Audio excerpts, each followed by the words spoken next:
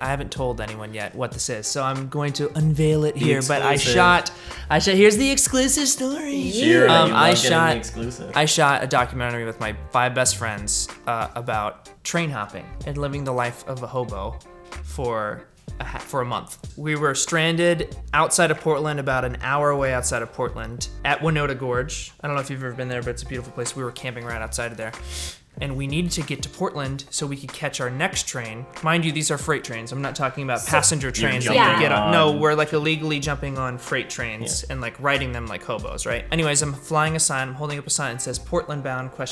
And we look dirty. Like we are totally like covered in soot. I had blackheads for 2 weeks after I had left. I don't know, I can't imagine you looking dirty. But. We were disgusting.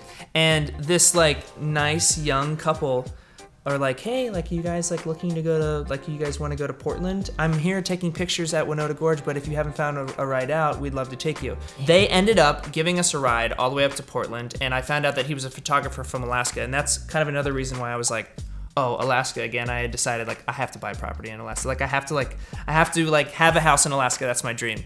Today, I was on my Instagram. I follow an account, Niche. They had a shout out thing that they were like, hey, we're gonna shout out a couple people every Thursday, some new people that should be on your horizons, or you know, this guy named Mikey or whatever. And I was like, wait a second, I know this guy. I was like, I've seen this name before, and I clicked on his Instagram. I was like, no frickin' way. This is the dude that gave me a ride to Portland, and I forgot to follow him, and I followed him today, and I'm like gonna get in contact with him. Oh, that's crazy. And he's like in the documentary, which is the craziest thing, and I just saw him randomly on my Instagram. Like someone shouted him out for his photography because he is an incredible photographer. So that's like shows the connections and the power of one, putting the energy out there. Like you were meant to reconnect with him. Yeah. And then also, I love this idea. How did this idea come to be, this documentary about that experience of, and why did you want to do this? I don't know how I got into this, but I got sucked into the vortex of YouTube one night, and I just discovered train hopping. It's kind of been this dying thing where it's not, it's really, really hard to do now because they have rail police.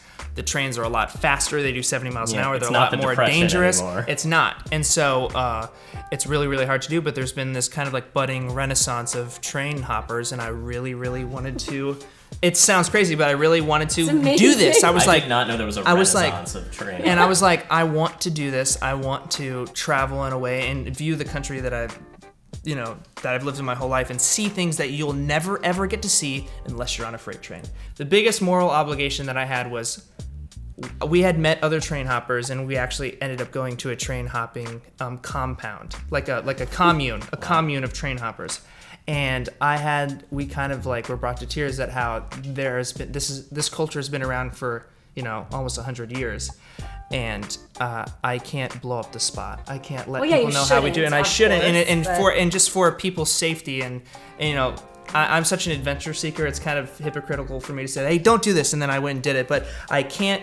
My conscience won't let me tell people how to do it, where to do it, where we were at the time. But it was incredibly hard, and you actually have to. The only way to know how to train hop is to meet another person who train hops or obtain something that tells you how to do it, which you cannot find on the internet. I'll just leave it at that. Oh, sure. You can find I swear to God, you will not find it on the internet. You can look for it right now. And so you just shot it yourself? You didn't have like a crew? Me and my 5 best friends. Yeah, we brought 5 cameras, and we all shot it together. And I picture, like, when I think of this, I picture an animated guy with a stick and a little sack on the back. A little more sophisticated, but yeah, backpacks. We're living out of backpacks. That's amazing. I can't wait to watch this. Yeah. That was the highlight of the What's Trending podcast. Thanks so much to Marcus Johns for being on. It was a pleasure to listen to the entire podcast. We're on iTunes, the What's Trending podcast, and soundcloud.com/What's Trending. Links in the description below. Like, subscribe for more. We're here weekly.